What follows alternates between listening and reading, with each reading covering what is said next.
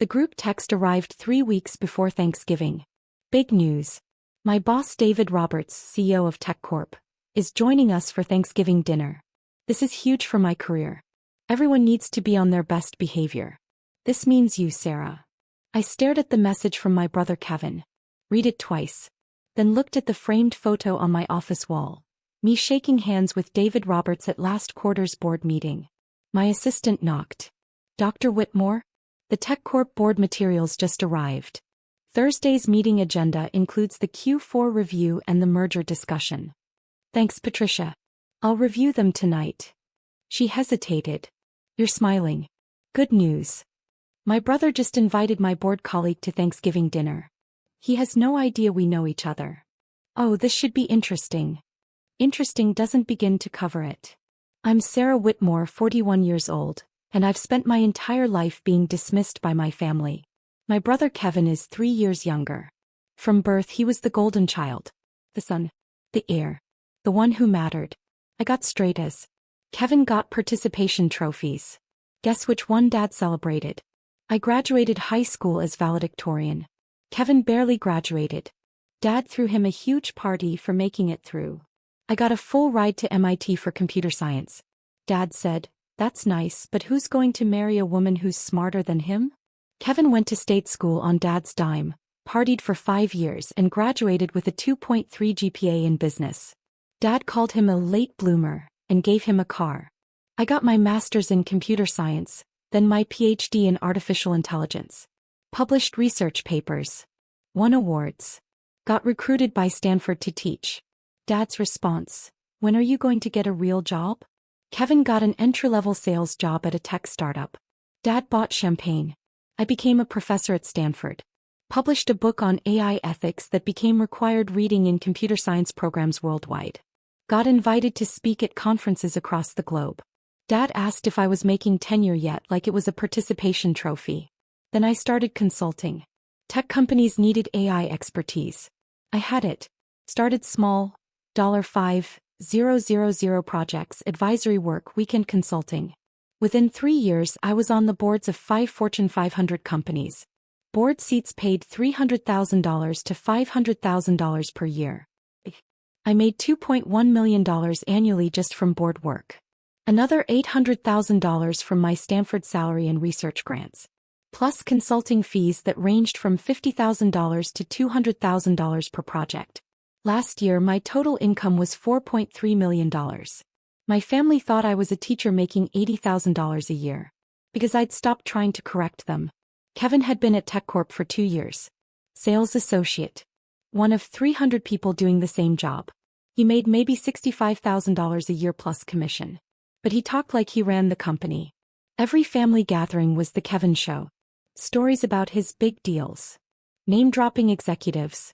Explaining technology he barely understood to our parents who understood even less. Dad ate it up. That's my son. Moving up in the world. Mom would add, "Sarah, you should ask Kevin for career advice. He really understands business." I had a PhD from MIT and sat on 5 corporate boards. Kevin cold called small businesses trying to sell cloud storage solutions. But your mom. I'd ask Kevin for career advice.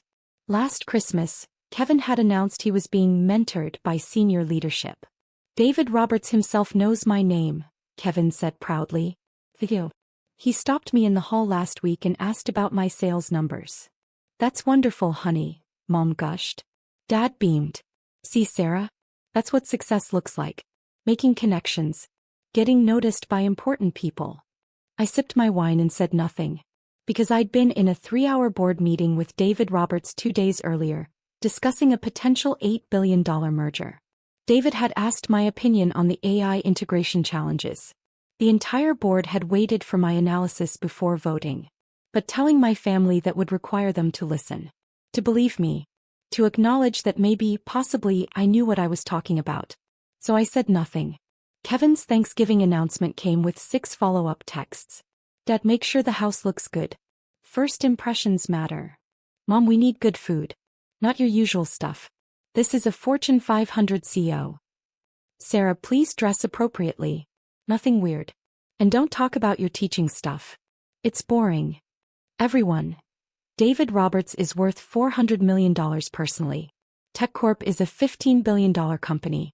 This is the most important dinner of my career.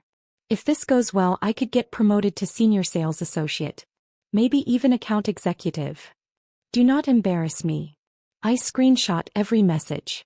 Sent them to my colleague Jennifer, who also sat on TechCorp's board. Her response, "Oh my God. Does David know he's having dinner with your family?" Apparently not. Are you going to tell him? Not yet.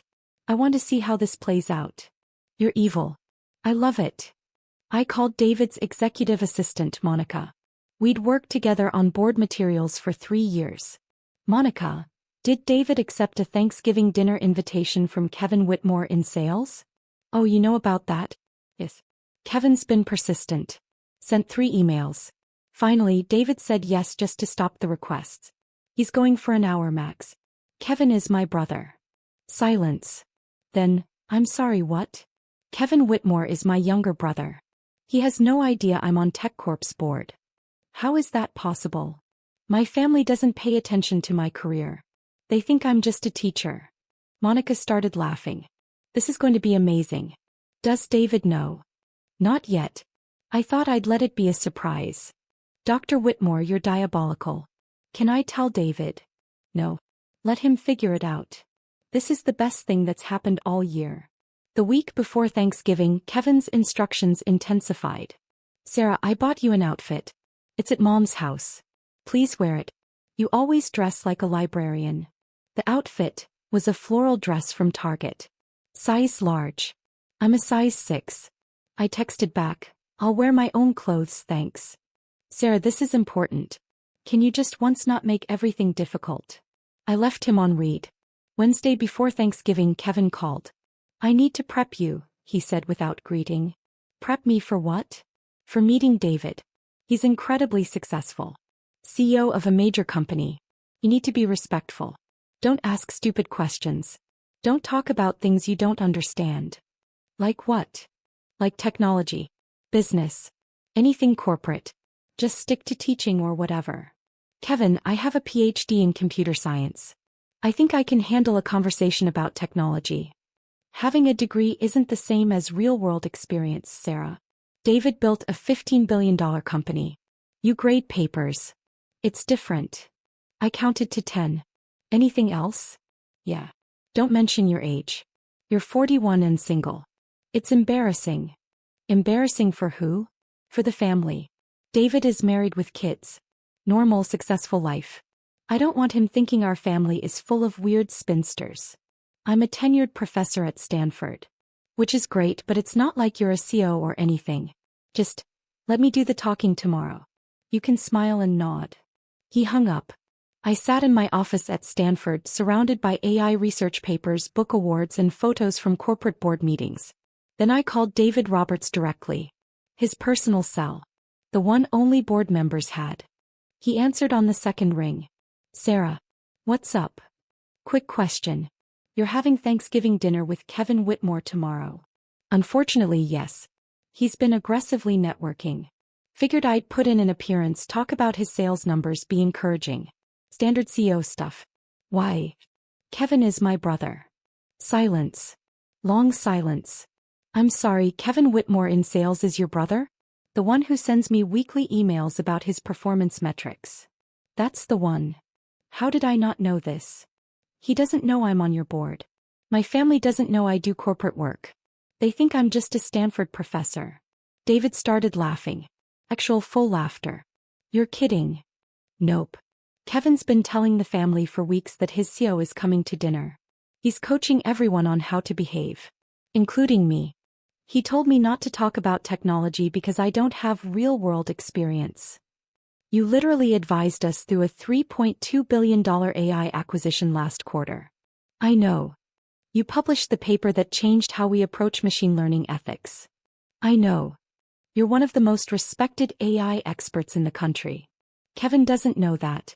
He thinks I grade papers. More laughter. This is incredible. What do you want me to do? Nothing. Just show up. Let it unfold naturally. Sarah, I have to tell you, this might be the highlight of my year. Line 2. Thanksgiving Day. I arrived at my parents' house at 2 p.m. wearing a black cashmere sweater and tailored pants. Professional but comfortable. Kevin took one look and frowned. I bought you a dress. I'm wearing this. Sarah. Kevin, drop it. Mom rushed over. Sarah, honey, maybe you could change? Kevin's boss is very important. I'm aware. Dad appeared. Sarah, your brother is trying to make a good impression. The least you can do is cooperate. I'm wearing this. If Kevin's boss has a problem with cashmere and good tailoring, that's a concerning business strategy. Kevin pulled me aside. Why do you always have to be difficult? I'm wearing clothes. That's not difficult. You know what I mean. This is important to me. Why can't you just be supportive? I am being supportive. I'm here, aren't I? He looked at me like I was a stranger.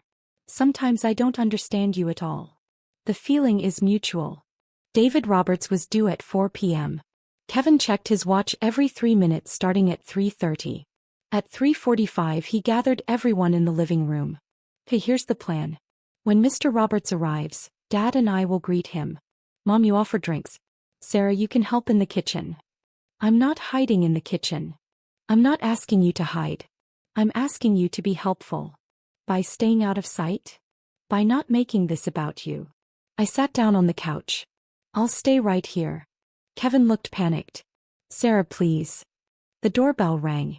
Kevin literally jumped, straightened his tie, took a deep breath. Everyone, best behavior. This is the most important moment of my career.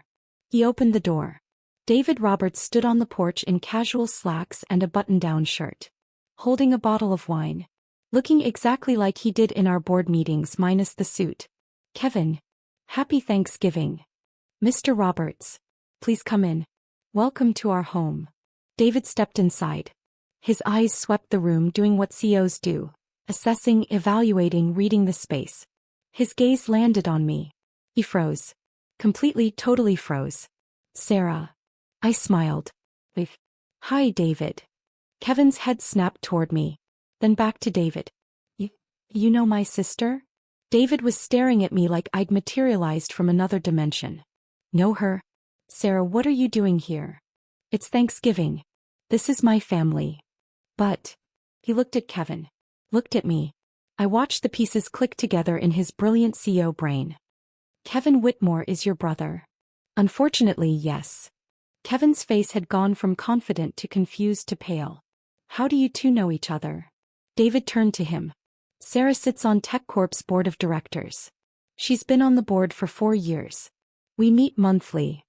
The silence that followed could have shattered windows. Kevin made a sound, half laugh, half choke. That's not possible.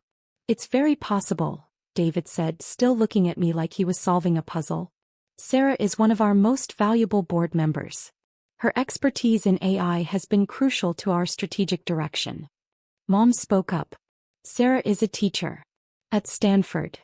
She's a tenured professor, yes. But she's also on the boards of 5 Fortune 500 companies. Including mine. David turned to me. How did I not know Kevin was your brother?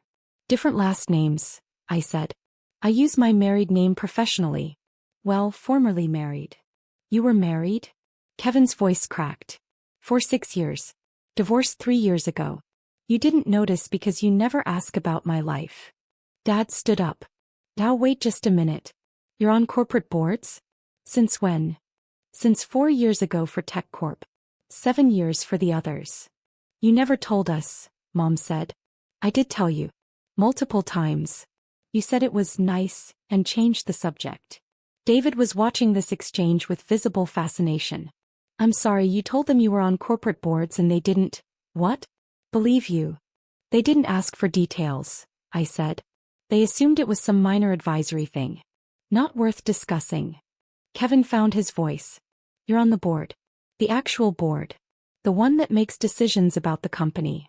Yes, Kevin. The board of directors. I'm on the compensation committee and the technology oversight committee. I approve your CEO's salary. I gestured to David. Among other things. David was trying not to smile. Failing. Sarah, your family thinks you just teach? They think I'm a professor who grades papers and occasionally publishes articles nobody reads. Your book on AI ethics is required reading at MIT and Stanford. It's been cited in over 3,000 academic papers. Your research changed how the tech industry approaches machine learning. Kevin sat down. Actually sat down like his legs had given out. Dad looked at David. Is this true? Absolutely true. Sarah is one of the foremost experts on artificial intelligence in the world. Companies pay her up to $200,000 for a single consulting project. Her board seats pay $300,000 to $500,000 annually. Each. Mom's hand went to her mouth. She makes more than I do, David continued, clearly enjoying himself now. And I'm the CEO of a $15 billion company. That's not quite true, I corrected. Your compensation package last year was $12 million. I make about $4.3 million. Fair point, David conceded. But you make it without the stress of running a company. Kevin was staring at me. $4 million? Give or take. Depends on consulting projects and speaking fees. Speaking fees. I give keynote speeches at tech conferences. Usually $50,000 to $75,000 per speech. The room was completely silent. David, to his credit, was handling this beautifully. You know, Kevin, you told me your sister worked in retail. Kevin's face went from pale to red. I said she worked at a university. You must have misunderstood. No, you specifically said retail. I remember because I thought it was odd that you had a sister in retail while you worked in tech. I don't remember saying that. I do. It was 3 months ago. You were in my office trying to schedule this dinner. I leaned forward. Kevin, why would you tell your boss I worked retail? I didn't. I might have simplified. You were embarrassed, I said quietly. Of me. Of what you thought I did. So you lied. That's not fair. Isn't it? You've spent years telling me to be quiet about my work. To not bore people with my research. To let you do the talking because I don't understand the real world. Dad cleared his throat. Sarah, we didn't know. Because you didn't ask. For 7 years I've been on corporate boards. I've told you about meetings, decisions, projects. You nodded and changed the subject to Kevin's sales numbers. David was watching this unfold with the analytical gaze he used in board meetings. If I may ask, Mr. and Mrs. Whitmore, what did you think Sarah did? Mom spoke softly. We thought she was a professor. Teaching classes. Writing papers. She is. She's also one of the most influential voices in technology. Her research has shaped policy decisions at the federal level. The AI ethics framework she developed is being adopted by companies worldwide. We didn't know, Dad said. Because you didn't want to know, I said. Kevin's work was exciting. Important. Worth celebrating. Mine was boring academic stuff. Kevin stood up abruptly. I need some air. He walked out to the backyard. David looked at me. Should I go talk to him? That's up to you. As his CEO or as your colleague? Whichever role you think fits the situation better. He smiled. I'll be right back. Through the window I watched David approach Kevin in the backyard. They talked for several minutes. Kevin gesturing. David standing calm, hands in pockets, listening. Inside the silence was excruciating. Finally Mom said, Sarah, why didn't you tell us? Really tell us? I did tell you. At last year's Christmas I mentioned I'd been asked to join another board.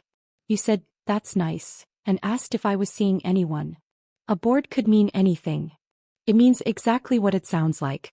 A corporate board of directors. But you assumed it was something small because assuming I was successful didn't fit your narrative. Dad bristled. That's not fair.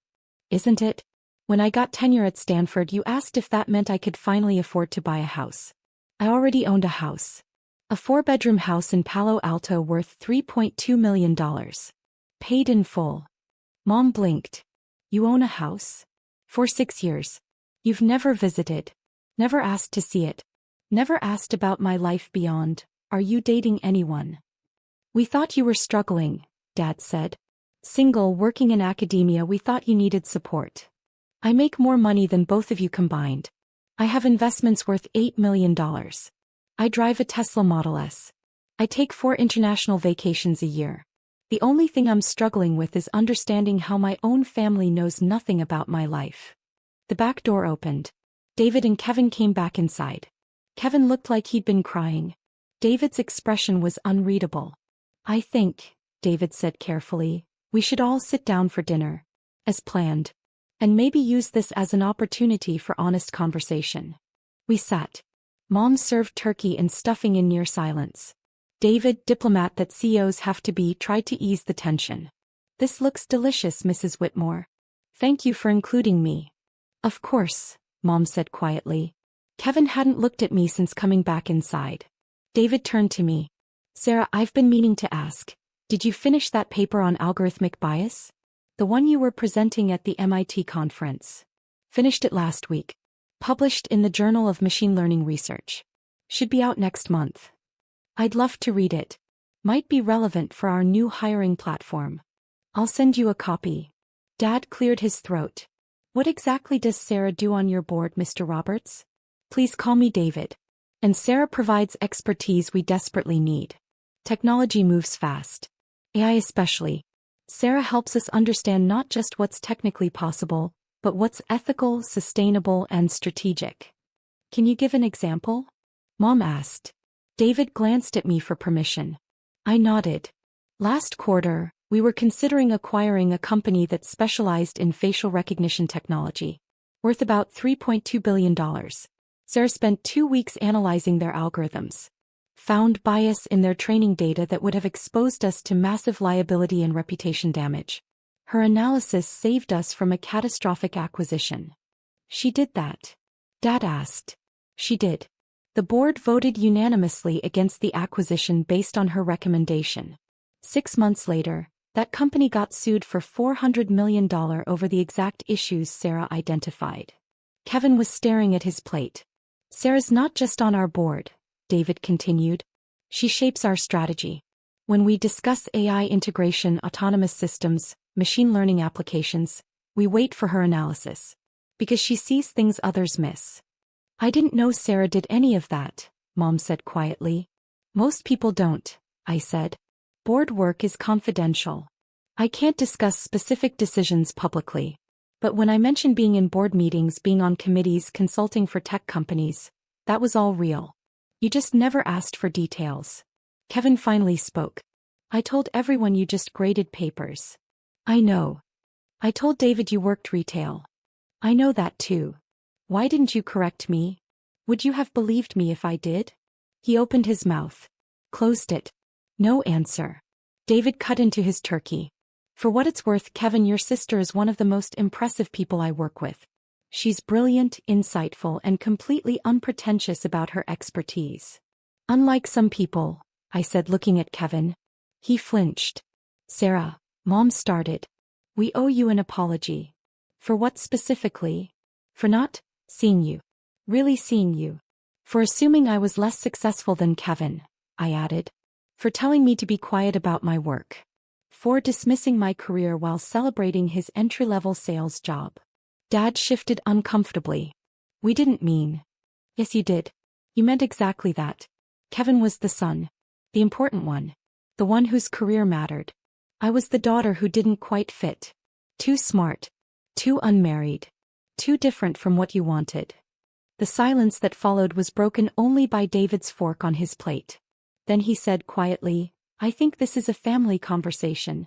I should probably go. Please stay, I said. You're the only person here who's actually valued my expertise. He stayed. After dinner, Kevin asked to talk to me privately. We went to the front porch. November evening. Cold enough to see our breath. I'm sorry, he said immediately. For which part? All of it. Telling David you worked retail. Coaching you not to speak. Assuming you knew nothing about technology. He looked at his hands. Telling the family for years that you were just a teacher. Making you feel small. Why did you do it? Because you scared me. I hadn't expected that. Scared you how? You were always smarter. Always more accomplished. Straight as while I struggled for CS. Full ride to MIT while I barely got into state school. PhD while I was barely graduating undergrad. He took a breath. It was easier to tell myself you were just academic. Just theoretical. That I was the one in the real world, doing real work. My work is real, Kevin. I know that now. I've always known it, I just didn't want to admit it. Why not? Because then I'd have to admit that you succeeded without Dad's help. Without family money. Without any of the advantages I had. You did it all yourself and you did it better than I ever could. I leaned against the porch railing. I never wanted to compete with you. I know. But I competed with you anyway. And I lost. It's not a competition. To Dad it is. The golden son versus the disappointing daughter. Except the disappointing daughter turned out to be more successful than the golden son ever dreamed of being. Kevin. I make $65,000 a year, Sarah. You make $4 million. You own a house worth more than I'll make in 50 years. You sit on boards with CEOs and billionaires. You've accomplished more than anyone in our family by a factor of 100. And you lied to everyone about it. Because I couldn't handle the truth. That my sister, the one I'd been told was less important, less valuable, less worthy of attention, was actually the most successful person in our entire family. I didn't respond. Let him sit with that truth.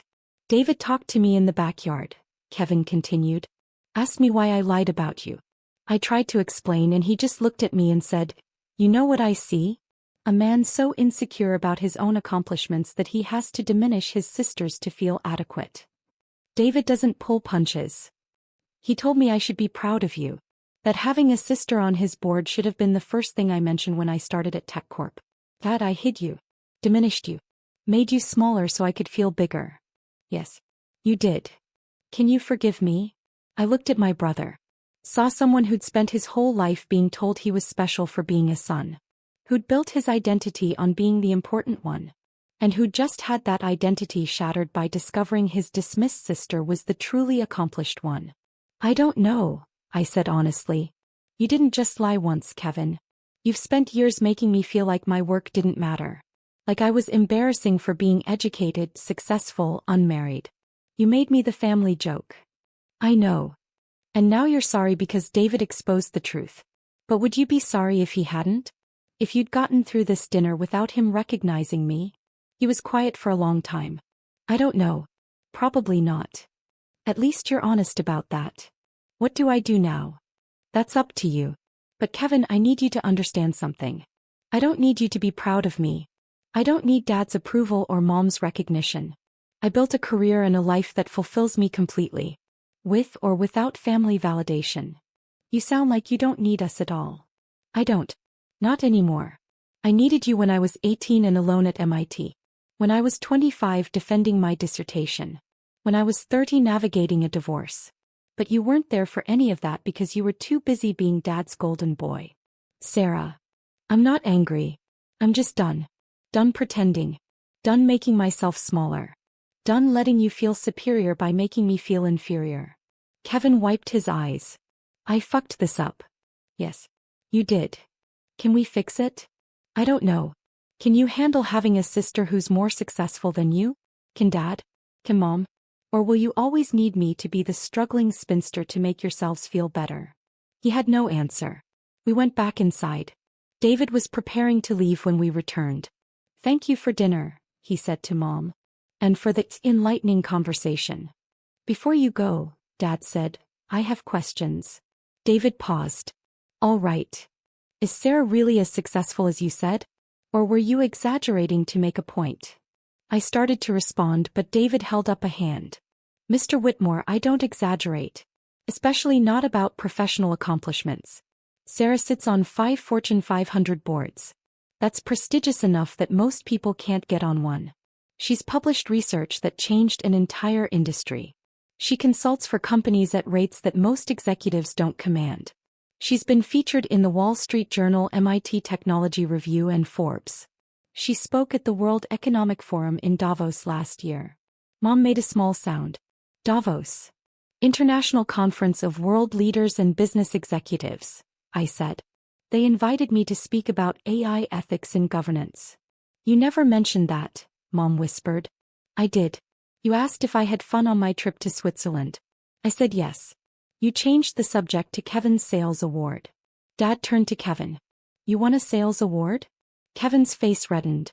"Regional top performer. Third quarter.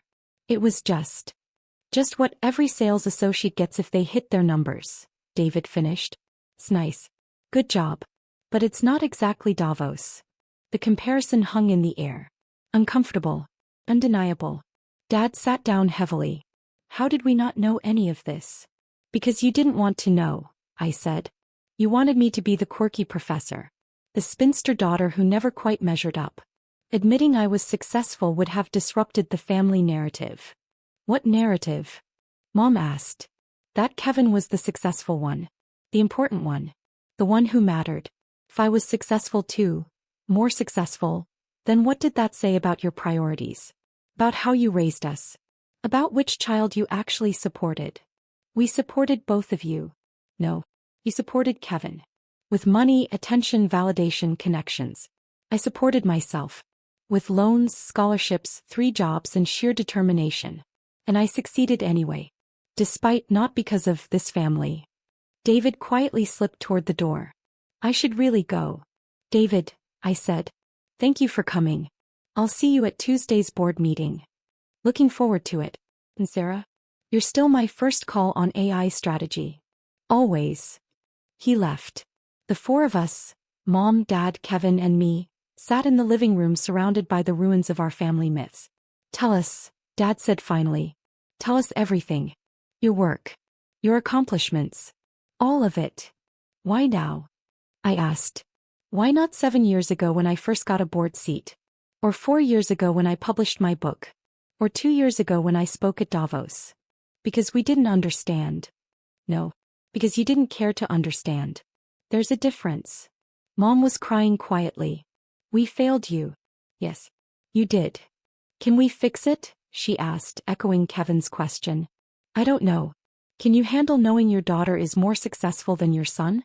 Can you celebrate my accomplishments without diminishing them to make Kevin feel better? Can you value me for who I actually am instead of who you wanted me to be? Kevin spoke up. I can try. Trying isn't enough. Either you accept reality or you don't. But I'm not going to keep diminishing myself for your comfort. Dad looked defeated. What do you want from us? Nothing. That's the point. I don't need your approval anymore. I don't need your validation. I built a life without it. A successful, fulfilling life. You're welcome to be part of it, but only if you can handle the truth of who I am. Which is? Mom asked. Dr. Sarah Whitmore. Stanford professor. Corporate board member. AI ethics expert. Author. Speaker. Consultant. Someone who makes $4 million a year doing work that matters. Someone who owns a $3.2 million house. Someone who travels the world advising governments and corporations. Someone who succeeded despite being told she was less important than her brother. The silence stretched. Finally, Kevin said, I told my coworkers about you. After David left my office today. I told them my sister is on the board. That she's brilliant. That she's one of the most respected AI experts in the world. Why? Because David asked how I introduced you at family events. I said I usually didn't mention you much. He said, if my sister was Sarah Whitmore, she'd be the first thing I talked about. And he was right. What did your coworkers say? They asked why I'd never mentioned you before. I didn't have a good answer. The answer is you were embarrassed. Of me. Of my success that highlighted your mediocrity. He flinched but didn't deny it. Mom stood. Walked over to a bookshelf. Pulled out a photo album. The family history and pictures. She flipped through. Showed us. 17 photos of Kevin's graduation. 3 of mine. 12 photos of Kevin's sales awards. None of my academic achievements. 5 photos of Kevin's wedding. None from my wedding. This is who we were, Mom said quietly. Who we've been. Yes, I said. It is. Can we be different? That's up to you. I left my parents' house at 9 p.m. Drove home to Palo Alto in silence. My phone buzzed with text. Kevin, I'm sorry. Really truly sorry. I know that doesn't fix anything, but I needed to say it again. Mom, please come to Christmas. We want to do better. Dad, I'm proud of you. I should have said that years ago. I didn't respond to any of them. Went home. Poured wine. Sat on my deck overlooking the city lights. Patricia, my assistant, texted, How did it go? Exactly as expected. Complete chaos. My brother's brain nearly exploded. Did the CO enjoy himself? Immensely. He's now aware that one of his sales associates lied about his sister's career. That should make for interesting performance reviews. You're terrible. I'm honest. There's a difference. Monday morning, David called. I need to ask you something as your friend, not your Sue. Go ahead. Are you okay? Friday was intense. I'm fine. Actually, I'm better than fine. I'm free. Free from what? From pretending. From making myself smaller. From caring what my family thinks. Kevin sent me an email. Apologizing for misrepresenting you. Asking if it would affect his employment. What did you tell him? That his personal life is separate from his professional performance. But that integrity matters in all contexts. Diplomatic. I'm a Sue. Diplomacy is the job. He paused. For what it's worth, watching you handle that situation, calm, professional, completely unshaken, reminded me why you're on my board. You have clarity other people don't. Thank you, David. See you Tuesday. Tuesday's board meeting was normal. Strategic discussions. Financial reviews. Merger analysis. At the end, David addressed the board. Before we adjourn, I want to acknowledge Dr. Whitmore. I had Thanksgiving dinner with her family last week. They had no idea she was on this board. Or any board. Or that she's one of the foremost AI experts in the world. The other board members looked shocked. How is that possible? Asked Jennifer, the board member who already knew the story. Because I don't advertise my accomplishments to people who don't value them, I said simply. David smiled. Which is exactly why you're invaluable. No ego. Just excellence. The board applauded. After the meeting, 3 board members approached me. I had no idea your family didn't know about your work. Most people don't. I keep my professional and personal lives separate. Still, to have family not recognize your achievements. It's their loss, not mine. And I meant it. Christmas came with another round of texts. Please come. We want to celebrate you properly this year. I almost declined. Almost spent Christmas alone with a good book and expensive wine. But curiosity won. I arrived Christmas Eve. Brought nothing. Expected nothing. The house was different. Everywhere I looked there were changes. A framed copy of my book on the mantle. My Forbes 40 Under 40 article printed and displayed. A photo from my Davos speech on the wall. Mom saw me noticing. We've been researching. Your work. Your accomplishments. We printed articles. Bought your book. Watched your TED Talk. I've given 3 TED Talks. We watched all 3. Kevin appeared. I read your AI ethics paper. The one about algorithmic bias. I didn't understand all of it, but what I did understand was brilliant. Thank you. Dad emerged from the kitchen. Sarah. I'm glad you came. Me too. Dinner was quiet. Polite. Careful. Halfway through, Mom said, we'd like to hear about your work. Really hear about it. If you're willing to share. I looked at them. Saw people trying. Failing. But trying. What do you want to know? For the next 2 hours I talked.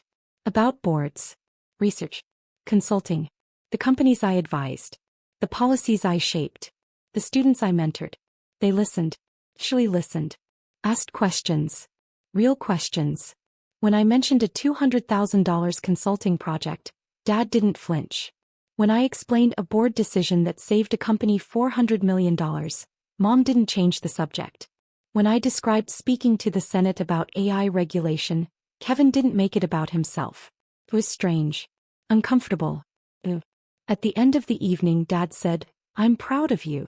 I should have said that every day for the past 20 years. But I'm saying it now. Thank you. Can we start over? Mom asked.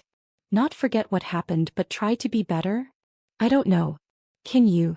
We want to try. I looked at Kevin. What about you? I told everyone at work about you. My sister on the board. My sister the expert. My sister who's changing the world.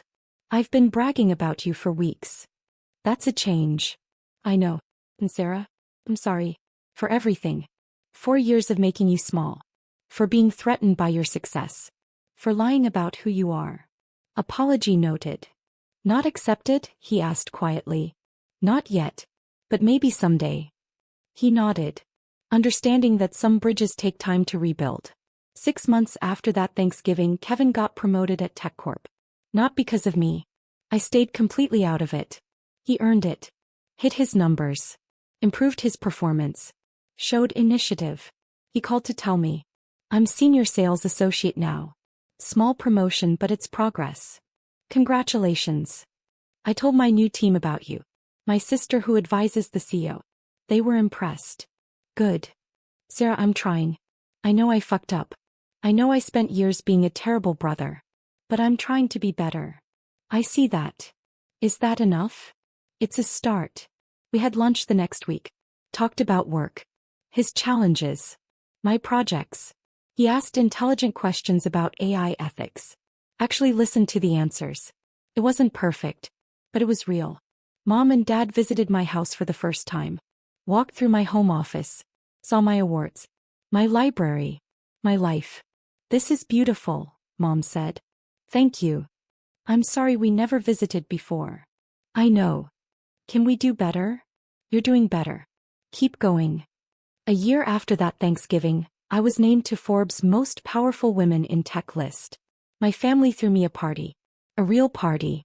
With my accomplishments celebrated. My work recognized. My expertise valued. Kevin gave a toast.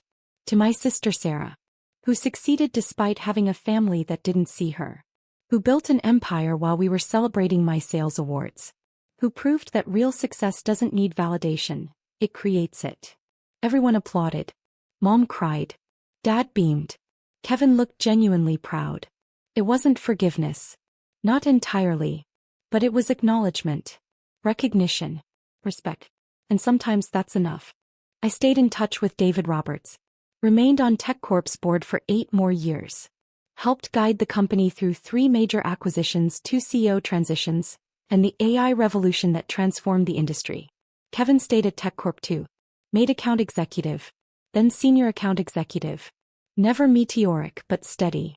Honest. No longer threatened by my success. And every Thanksgiving after that infamous dinner we told the story. The time David Roberts came to dinner expecting to mentor a sales associate's family and discovered his board member checking coats. The time a CEO exposed a family's willful blindness to their daughter's accomplishments. The time everything changed because someone finally said the truth out loud. I never checked coats again. But I never forgot the lesson either. Success doesn't require validation from people who refuse to see you. It just requires showing up as exactly who you are. And letting the truth speak for itself.